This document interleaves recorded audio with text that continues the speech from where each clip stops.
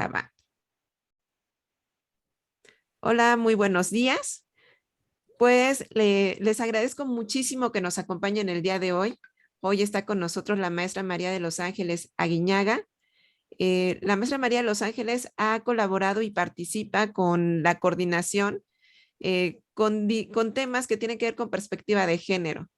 Ella ha trabajado y está en el tecnológico como docente y también está en la UAC, es docente también de la UAC y es investigadora.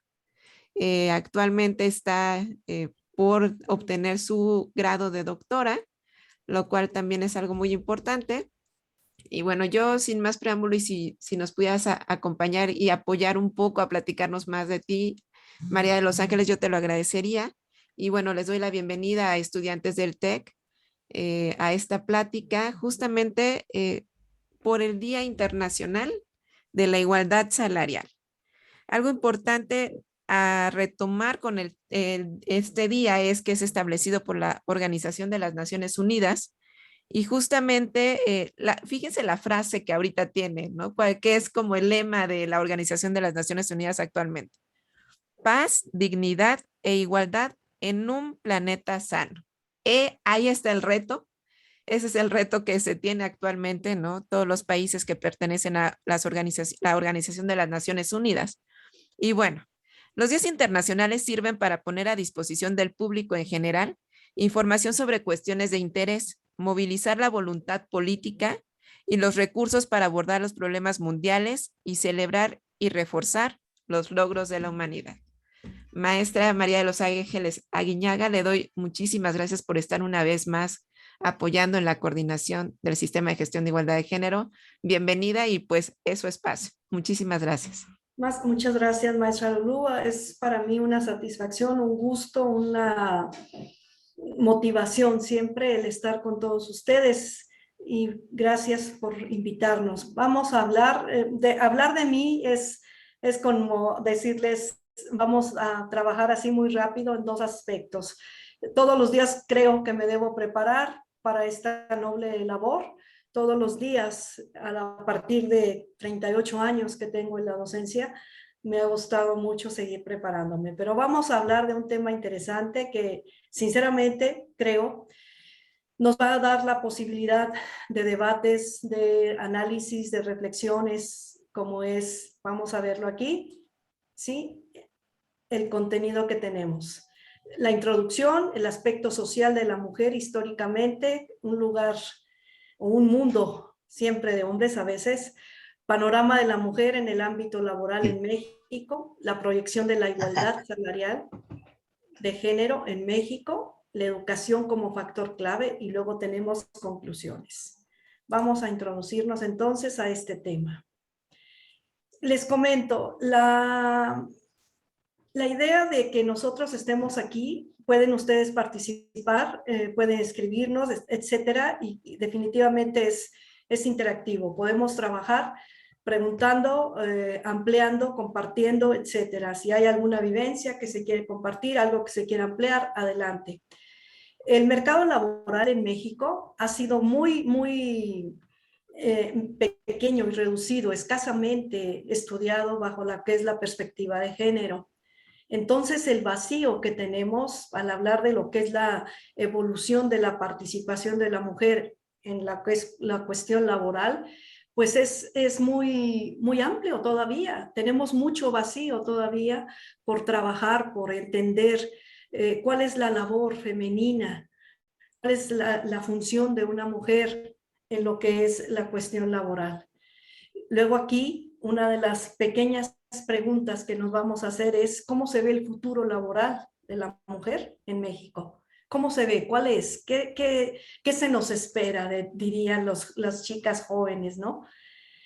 Vamos a ver.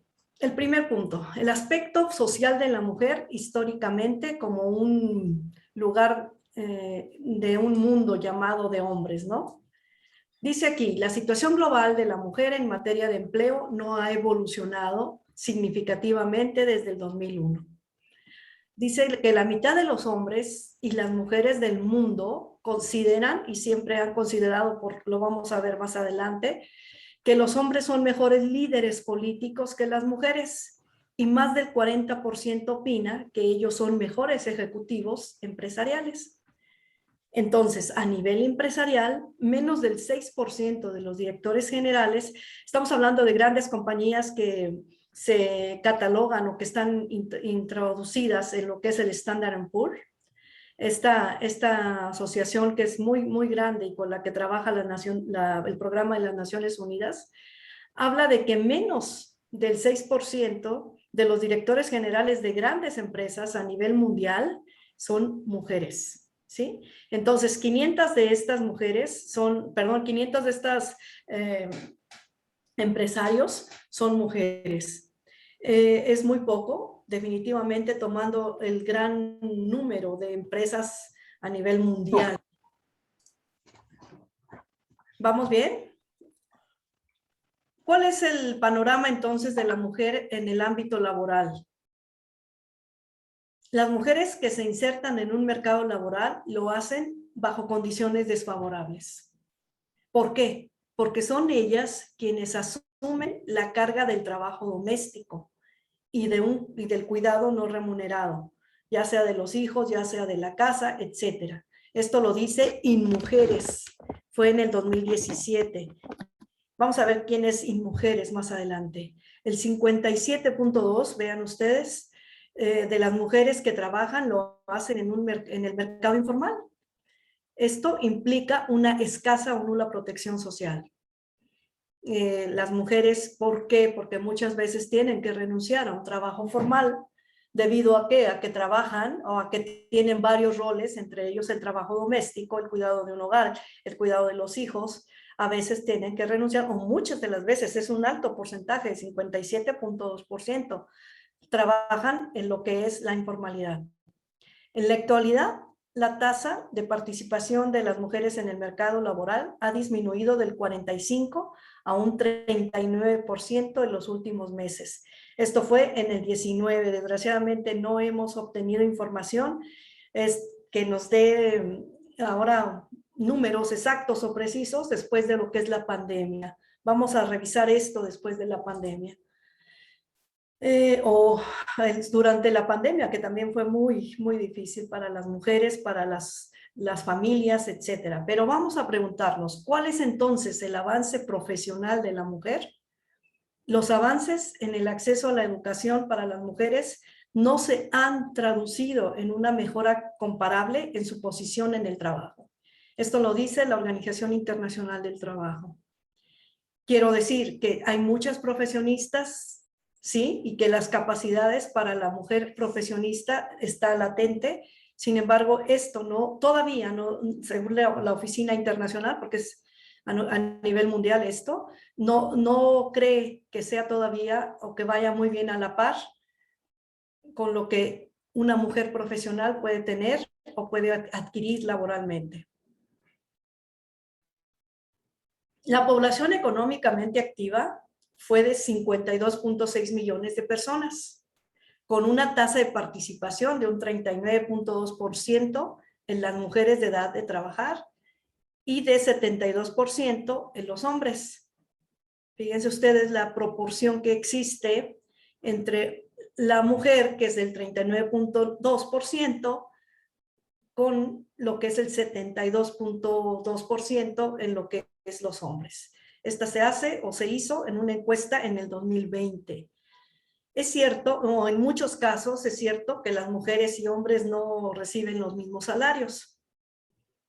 Esto porque a pesar de realizar siempre el mismo trabajo o trabajos del mismo valor. Esto lo comentó hace tiempo, desde el 2012, la Comisión Europea. Y aquí nos comentan que solo el 3% de las 500 mejores empresas para trabajar en México son dirigidas por mujeres, la mayoría en el norte o en el centro de la República Mexicana. Si nos vamos al sur, esto es todavía, o obtendríamos datos todavía un poquito más reducidos en cuanto a la participación de la mujer, ¿sí? Y de las 50 más poderosas, o sea, de las 50 empresas más poderosas, solo 7 son ejecutivas en alguna compañía. Además, entre gerentes del sector privado, La diferencia de salarios respecto a los hombres es del 25%. La mujer está infrarrepresentada, o sea, minimizada, tanto en la política como en la economía. Vamos a ver. En un contexto empresarial, las mujeres no suelen ser parte del consejo de administración. De hecho, de las 50 empresas que cotizan en la bolsa de valores o de 50 empresas que se tomaron al azar para que coticen en la bolsa de valores, el 93% de los miembros del consejo de administración son hombres. Solo el 32% de los científicos e ingenieros en Europa son mujeres. Y solo tienen acceso a lo que es la investigación y los financiamientos, etcétera, el 15.8%.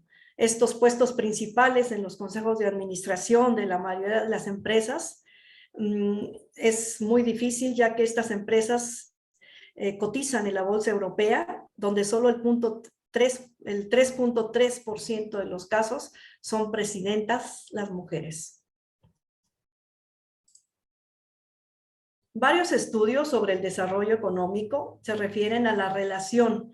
Aquí viene algo interesante porque vamos a ver a un estudioso desde el año que se llama Golding, desde el año 94. Él empezó a identificar que existían unas curvas o una curva que él no lograba entender todavía con precisión hasta que empezó a trabajar y empezó a investigar, que existía una curva como de una U en cuanto a lo que era la participación de la mujer en el desarrollo económico. Esto tuve la oportunidad porque estuvimos muchos años para la industria privada, la iniciativa privada, específicamente la industria de la exportación de alimentos, en donde nosotros veíamos, y así le llamaban ellos, la temporada de zarzamora. La mujer inmediatamente iba y era la que tenía la capacidad de ser contratada porque la zarzamora, específicamente la zarzamora se corta con mucha precisión. Entonces la mujer tenía la habilidad para hacer este corte de la zarzamora, pero era por temporada. Entonces aquí me dice, este autor, Golding, en el 94, fíjense cuántos años hace ya, encuentra una famosa U al relacionar la participación laboral femenina en el desarrollo económico. Aquí está esto medido por ingresos per cápita, ya lo saben, por cabeza, ¿verdad? Tanto en un corte transversal de distintos países como a lo largo del tiempo desde 1890. ¿En qué consistía esto? La mujer siempre en México encontramos una forma muy similar de relacionarnos en cuanto a lo que tenemos la capacidad para la participación de las mujeres en la manufactura con el Producto Interno Bruto. Tanto a lo largo del tiempo, ya lo comenté, como de una forma transversal, quiero decir, desde 1940, 60, 70 y 1980. Ver aquí la gráfica. Vamos a ver la gráfica. Esta es la U famosa. La mujer, aquí en este caso, la U de la participación laboral de las mujeres se ha explicado de la siguiente forma. Cuando los niveles de ingresos son muy bajos, perdón si soy burda, pero las mujeres del campo se les pagaba muy poco por hacer este trabajo, entonces ellas iban, pues porque era su momento de trabajar y su oportunidad de trabajar, y se formaban y estaban ahí ellas esperando el corte, le llamaban ellas de la zarzamora, ¿verdad? Entonces, el nivel de ingresos es muy bajo. Entonces aquí la participación laboral de la mujer es alta debido a la importancia de su trabajo en la agricultura, por ejemplo, lo comenté, y en la producción de manufacturas de tipo artesanal al interior de los hogares. La mujer en la manufactura también tiene muchas habilidades muy diferentes, lo vamos a ver. Alguien comenta aquí que la diferencia es lo que nos hace únicos, ¿verdad? Pero aquí la idea es, la mujer en este momento era o es contratada porque se le pagaban salarios bajos. Y entonces aquí la mujer en este momento, que todavía se dan estos casos, aun y cuando esto es viejo, como están ustedes viendo, de los 90, de 99, existía esta forma y existe esta forma de la U. Vamos entonces a pagar salarios bajos, concretamos este trabajo y las despedimos.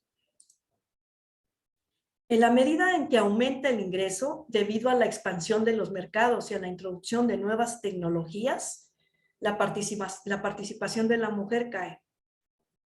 Entonces las familias, ¿qué hacen las familias? Pues compran implícitamente el trabajo de la mujer.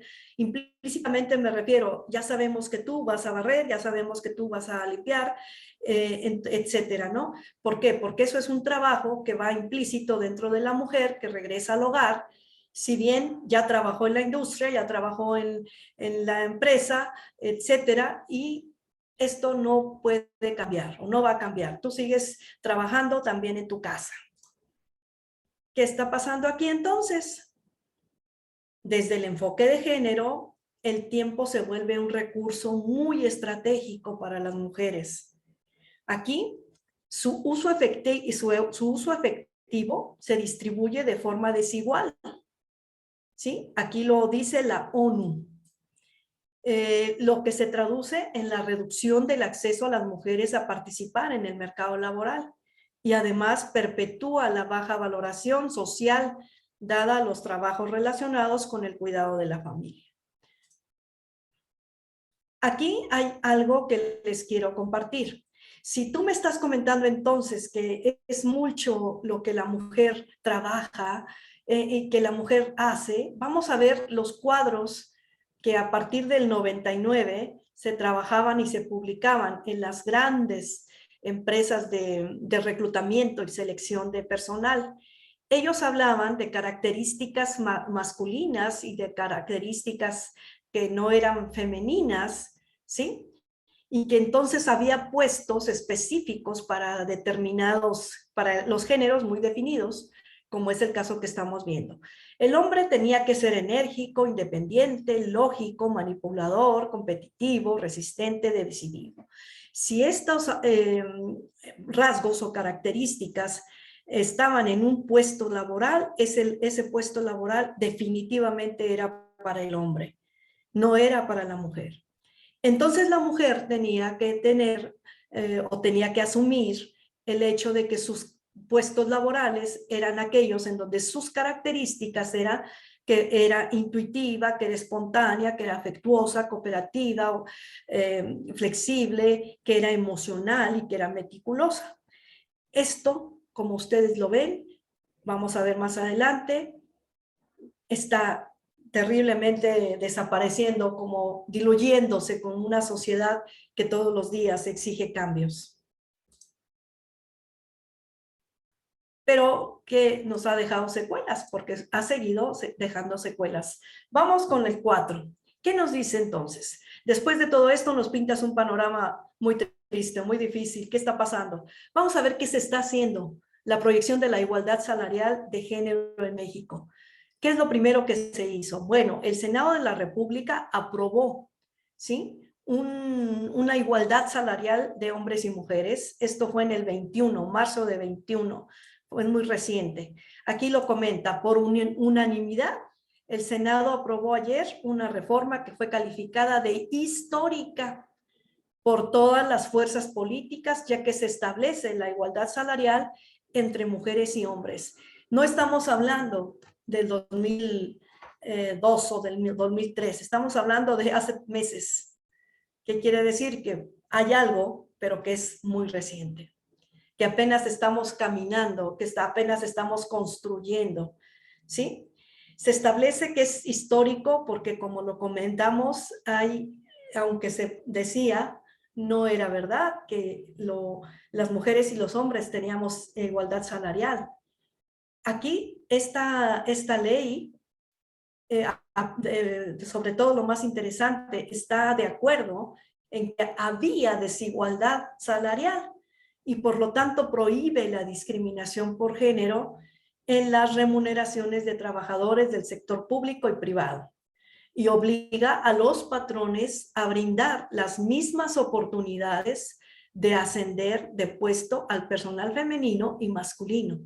Estamos diluyendo, estamos, no, quiero decir la palabra diluyendo, así como el agua que se va diluyendo poco a poco, aquello que acabamos de ver hace un momento, en donde se seleccionaban características de género para un puesto laboral.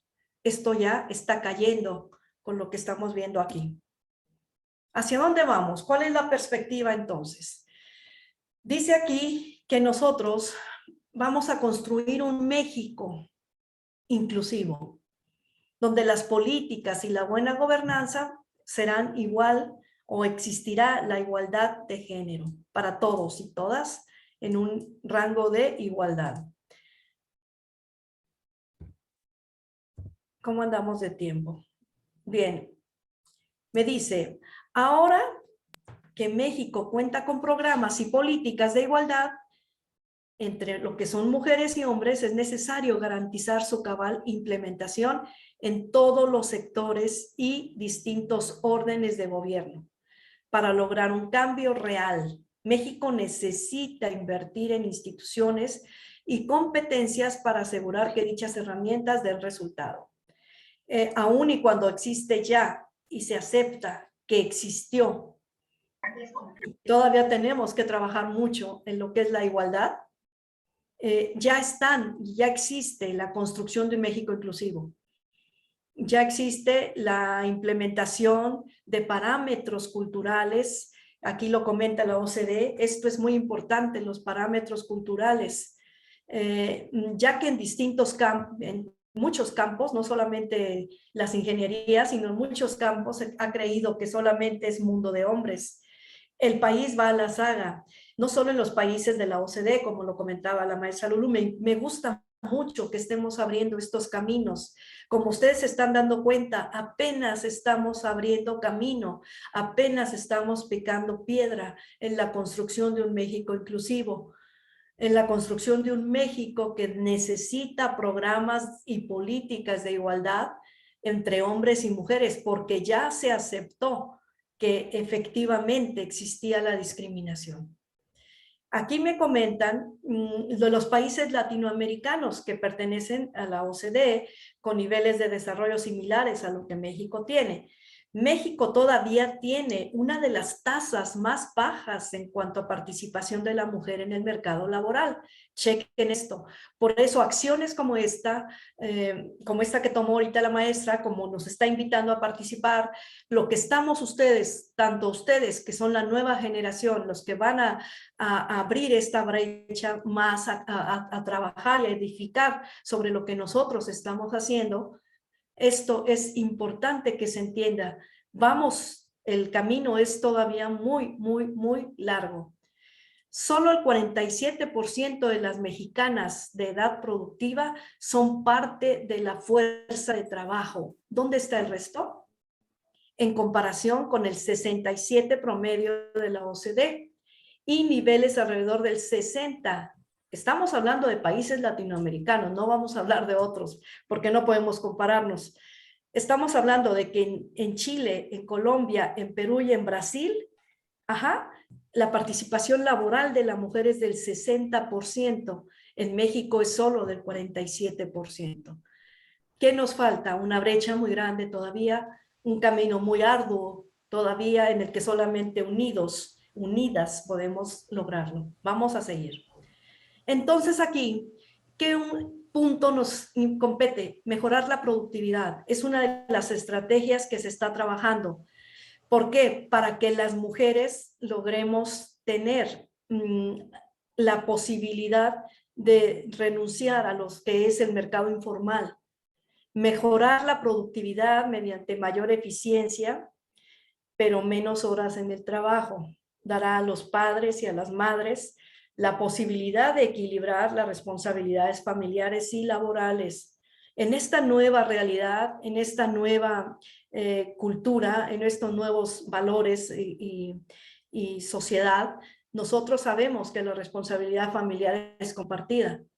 Sabemos que también tenemos un trabajo que hacer y aquí una de las estrategias que se está proponiendo es la productividad. ¿Por qué? Porque si nosotros hacemos más con menos, podemos tenerle o darle a nuestros hijos mayor tiempo posible y la responsabilidad compartida con la pareja, ¿verdad? Dice aquí que nos va a permitir disfrutar de una vida más plena. Más importante aún es garantizar el acceso. Ojo, también otro punto como estrategia, el acceso al sistema judicial eficiente y efectivo para evitar la violencia contra las mujeres. Esto repercutirá en la protección brindada a la sociedad en su totalidad. Este es otro tema que sería muy bueno analizar, pero es otro tema, la violencia contra la mujer. Esto lo podemos garantizar, lo podemos trabajar con un sistema judicial un poquito más eficiente, ¿no? Pero ¿qué nos compete a nosotros? Ser productivos. Una reforma esperada por millones de trabajadoras fue lo que se dio a partir de lo que les comenté, que ya se está haciendo algo y que se aprobó en el Senado una nueva reforma para lo que es la igualdad en salarios. La reforma a 13 ordenamientos, entre ellos la Ley Federal del Trabajo y la Ley General para la Igualdad de Género entre hombres y mujeres, permitirá cumplir con una deuda social. Ya lo comenté anteriormente, ya se aceptó que esto era una realidad.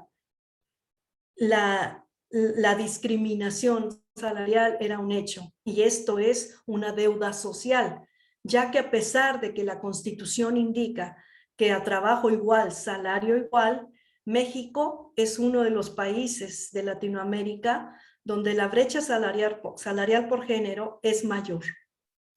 Esto lo dice el presidente de la Comisión del Trabajo y Previsión Social. Existe, es real, no es una mentira. Es uno de los, desgraciadamente, de los países, México, en el que no está bien parado, bien presentado, pero que estamos caminando. Y ya lo ven aquí ustedes, hay una reforma a 13 ordenamientos. Vamos entonces. InMujeres, ¿qué es InMujeres? Entonces ha ejercido un papel crucial en el fortalecimiento de las políticas de género.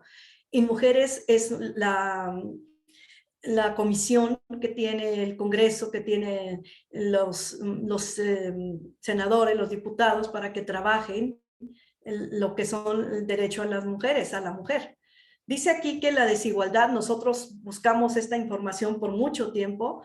Las desigualdades entre mujeres y hombres tienen consecuencias morales y éticas, pero también económicas. A nosotros nos interesa entender que las desigualdades no solamente repercuten de una manera moral o de una manera ética, sino que también esto es como un círculo vicioso en el cual si repercute económicamente va a traer afectaciones morales y éticas.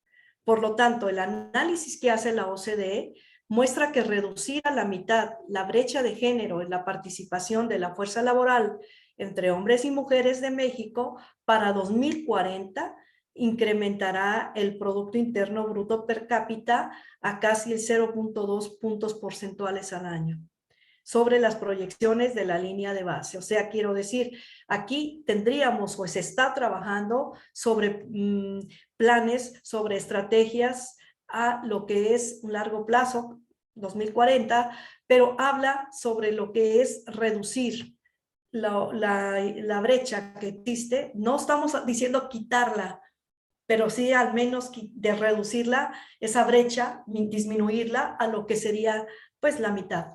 Y eso es con lo que se conforma la OCDE, ¿no? Por lo tanto, las acciones decisivas de México para reducir la brecha de género deben seguir siendo una prioridad. Mujeres violentadas en la cuestión de laboral. Me refiero a acosamiento, me refiero a discriminación, a techo de cristal, etcétera. Todo esto ha surgido y nos ha dado ahora sí que la respuesta que nosotros esperamos. México, que ya se veía, porque se ve y se vive, y muchos de nosotros vivimos esto, muchas de nosotras, de los tiempos de nosotras, vivimos, tiempo, momento, vivimos de alguna manera una discriminación. Fíjense ustedes, hablamos de México. Vamos con la última. ¿Cuál es lo último? ¿Qué nos queda? Pues ver la educación como un factor clave de cambio. La educación siempre será más importante motor de desarrollo de un pueblo. En la vida adulta, ojo aquí, si hablamos de discriminación, si hablamos de acoso, si hablamos de violencia, siempre nos preguntamos o nos remitimos a este primer párrafo. En la vida adulta se hacen más notorios los estereotipos de género aprendidos durante la infancia. Este no es el tema, pero ya tengo la investigación, si alguien quiere que se lo comparta. Existen jueguitos de estos que los niños juegan, los adolescentes juegan, ya está documentado, lo tengo, en donde se discrimina a la mujer y se ve a la mujer como objeto, ya sea objeto sexual o ya sea objeto de trabajo. ¿Sí? Si esto se lo da a un niño durante la infancia, este niño en su edad adulta va a desarrollar este estereotipo de género pensando que la mujer es un objeto sexual o es un objeto laboral. ¿Sí? Por lo que se debe entender que la educación se gesta desde los primeros años de vida. Esto ya está comprobado por psicólogos, sociólogos, etcétera, médicos, etcétera, donde se comenta esto. Pero acciones existen y todavía están existiendo, en donde los estereotipos de género, ¿sí? Como herramienta en los jueguitos, por ejemplo, o en otros asuntos, se dan y se siguen dando como educación. La mamá que dice que tenemos que trabajar en función de qué, pues de tu género, ¿verdad? Tú no tiendas la cama, tu hermana que te atienda, esto ya no se ve, diríamos, pero ¿qué estamos trabajando ahorita? ¿Hacia dónde vamos trabajando? Hacia el alma de las personas, de los niños, ¿sí? Hacia sus valores, hacia sus principios, y se le dice, ven, te voy a comprar un jueguito en donde la mujer es sexo, servidora sexual o no sé, y ahí entonces empezamos a desarrollar de alguna manera consciente, porque se está moviendo el alma de la criatura, ¿sí? Consciente o inconsciente, lo que son los estereotipos de género. Ser humano significa, entre otras cosas, ser parte de un proceso donde las mujeres incrementen su capacidad de configurar sus propias vidas y sus entornos, una evolución en la concientización de las mujeres sobre sí mismas y su estatus, en su eficiencia en las relaciones sociales. Esto me parece muy maravilloso porque la mujer y los hombres, por supuesto, todos los seres humanos vamos evolucionando conforme va pues cambiando nuestra vida, vamos madurando, etcétera, le llaman así, ¿verdad? Madurez. Sin embargo, aquí la capacidad que tiene una mujer, en especial una mujer, para incrementar sus capacidades y su propia vida, tiene mucho que ver con el entorno, y el entorno laboral también contribuye o no al desarrollo, a la evolución de esta mujer, de este ser humano. Aquí estamos con Freire, Paulo Freire. Según Paulo Freire, nos comenta que educar es un arma vital para la liberación del pueblo y la transformación de la sociedad, y por ello adquiere una connotación ideológica y política claramente definida. Chequen ustedes esto. ¿Qué nos interesa? Diríamos, pero si la educación todos la tenemos, pero si la educación es vital, pero pues esto sí ya se da. Bien, voy a ver los chats. Ok. Me comentas, sí podemos acceder a la educación.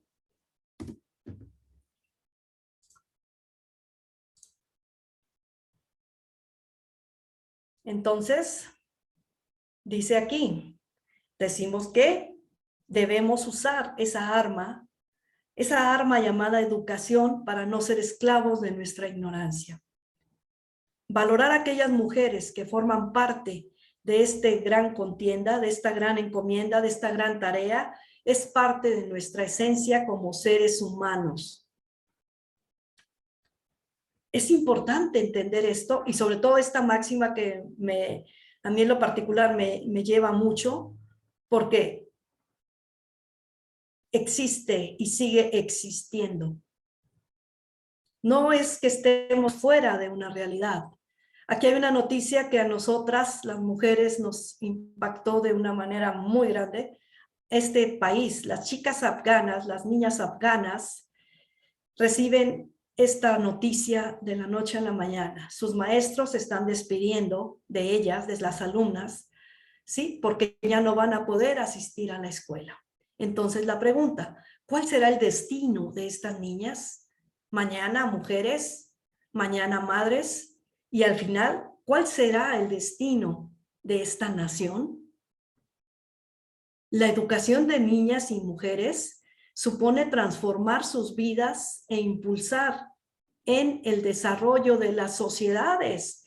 Si queremos ser una sociedad desarrollada, tenemos que trabajar en la educación. ¿Por qué? Porque las mujeres, a partir de esto, nos van a ayudar a salir de la pobreza, pero también a reducir la mortalidad infantil, a favorecer el crecimiento económico, a ser parte de una sociedad con valores, con principios que van a inculcar en la educación que les van a permitir a sus hijos porque son mujeres realizadas. ¿Por qué? Porque sin educación se les priva de ser ciudadanas con voz en su sociedad, su dignidad. No van a tener sueños de trascendencia para ella. En consecuencia, no van a darle nada a sus hijos. No hay futuro para este país, para esta nación. Y esto es una realidad.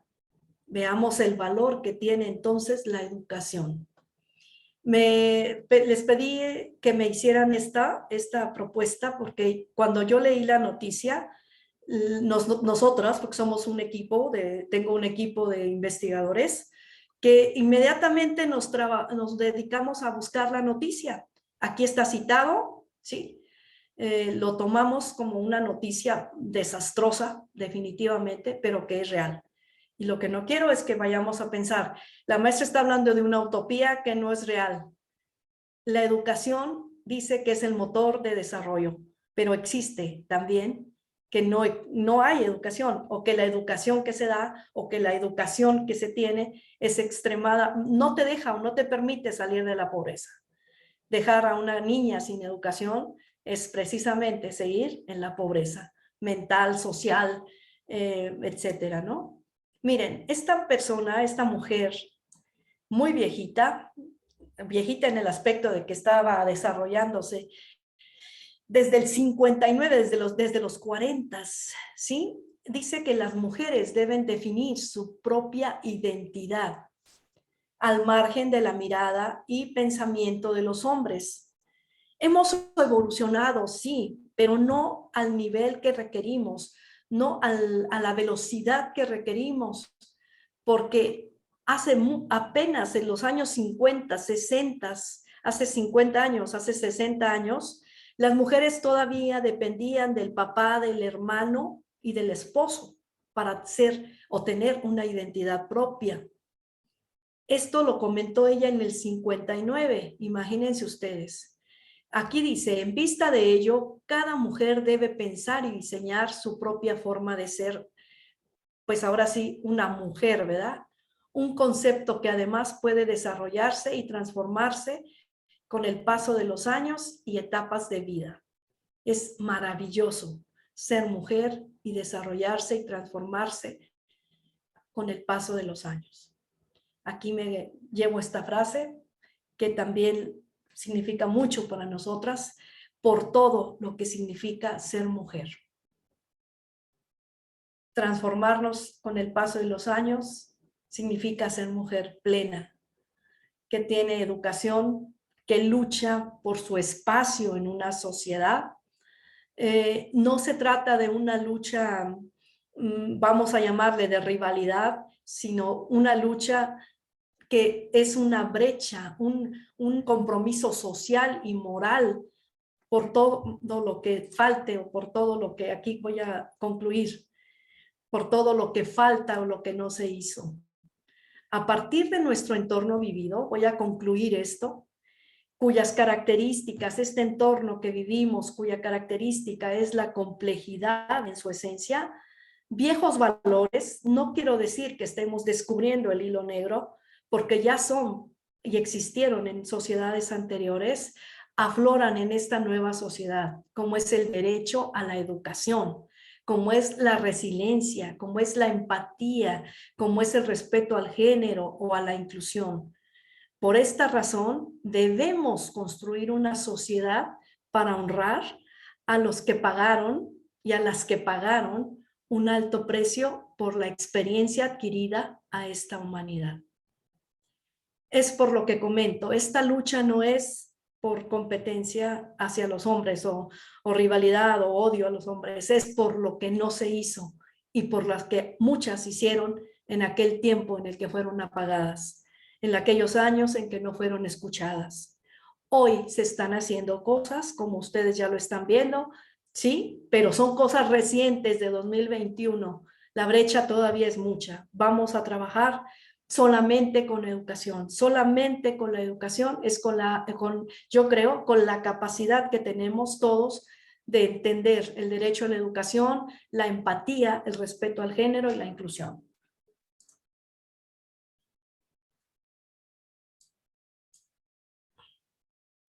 Dice, no se nace mujer, se llega a serlo. Esta es con lo que cierro mi participación. Muchas gracias.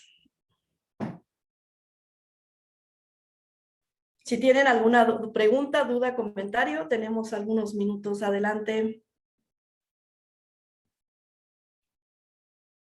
Bueno, pues nos quedan 5 minutitos y yo quisiera retomar mucho de lo que comentas. Definitivamente la idea de este espacio es generar la reflexión y el conocimiento, ¿no? Pero con datos, ¿no? Como que de repente es mirar a lo mejor realidades que justo los días internacionales tienen también que ver con eso, ¿no? Con mirar realidades que quizás no son ni de nuestro entorno inmediato, ¿no? Quizás no sean realidades que vivamos en nuestras casas, sin embargo, son realidades que existen y que en esta parte de llamarnos humanidad, ¿no? Pues somos parte de las acciones que pueden generar el cambio. Somos parte y el cambio va pues desde el conocimiento, ¿no? Y todas las acciones que esto pueda conllevar.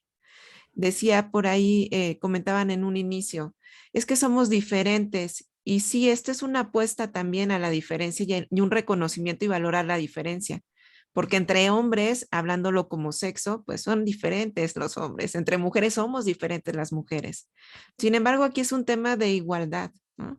De que dentro de esas diferencias que tengamos, sí tengamos derecho al mismo acceso al mismo salario y obviamente todo lo que implica eso, porque hablar de salario implica obviamente cuestiones de acceso a diferentes servicios, de educación, de salud, de vivienda, etcétera. Entonces, la calidad de vida también va muy relacionado con el ingreso económico. Sí, cómo no. Y por ahí, igual nada más quería compartir que justamente en un curso que estoy de la UNAM, hablaban también, por ejemplo, de cuando tiene que ver, por ejemplo, hablando de las investigadoras, ¿no? Cómo este hecho de ser mujer sí es un tema que llega a afectar o llega a generar, ¿no? Un mayor esfuerzo en las mujeres Sí, investigadoras. Y sí. cómo el hecho de que no haya cuestiones administrativas que consideren esta perspectiva de género, como por ejemplo, si se embarazan, ¿no? Y tienen este tiempo de maternidad, pues les afecta en su productividad, les afecta en los datos que piden ahí para cuestiones de investigación, y entonces eso no se toma en cuenta, por ejemplo, ¿no? Entonces, sí hay un tema importante que es esta parte de ponerse los lentes del género y que no tiene que ver justamente con decir que vamos a homogeneizar a la humanidad, sino tiene que ver con el reconocer esa diversidad Así es. y poner, dirían por ahí, un piso parejo, ¿no? Piso parejo para todas las personas, independientemente de su género, pero considerando el género en ciertos temas que es imposible no considerarles, ¿no? Claro que sí. Muy Entonces, bien. maestra, yo le agradezco muchísimo, muy interesante la plática. Yo en lo personal me llevo como muchos puntos para reflexionar y seguir difundiendo. yo sí quiero la investigación definitivamente, me parece como un punto muy importante. Entonces, pues las puertas siempre estarán abiertas y yo agradezco muchísimo el que se Gracias. sume, ¿no? A esta red que somos, que es el Sistema de Gestión de Igualdad de Género y Discriminación, pero bueno, no sería lo que es sin personas como usted que se Ay, suman. Muchísimas gracias. Entonces, a nombre del igualmente, Tecnológico Nacional de México, Campus Querétaro, le agradecemos su participación y el colaborar sumando a la reflexión. muchas gracias. Yo ya lo comenté, me siento muy, muy halagada, muy, muy comprometida, porque finalmente, como lo comentamos hace un momento, estos temas son para difundirse, para reflexionar, para incluso abrir foros, etcétera, ¿no? Porque como lo acabamos de ver, esta investigación reciente, 2021, marzo 2021, vamos apenas iniciando, porque apenas se aprobó en el Senado. Quiere decir que, ¿qué había antes? Y entonces aquí todo lo que falta por difundir. Así es. Muchas gracias, maestra. Pues les agradezco también a las y los estudiantes, a los docentes, la y el docente que estuvieron también colaborando y participando en este espacio. Muchísimas gracias y bueno, el espacio sigue abierto, el contacto, quien quiera contacto con la maestra María de los Ángeles Aguiñaga, con muchísimo gusto se pueden acercar a través de la coordinación. Que tengan un excelente día y muchísimas gracias. Gracias, maestra. Buenas tardes a todos. Buenas tardes. Nos veremos.